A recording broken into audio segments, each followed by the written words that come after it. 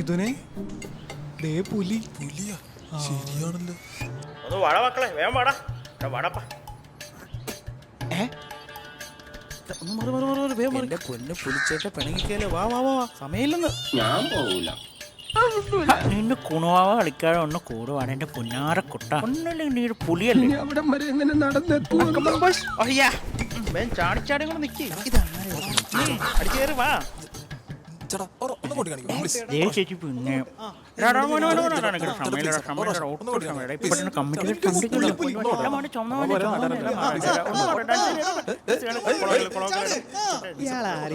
രണ്ട് തട്ട് തട്ട് ഒഴിവാക്കി വിടാൻ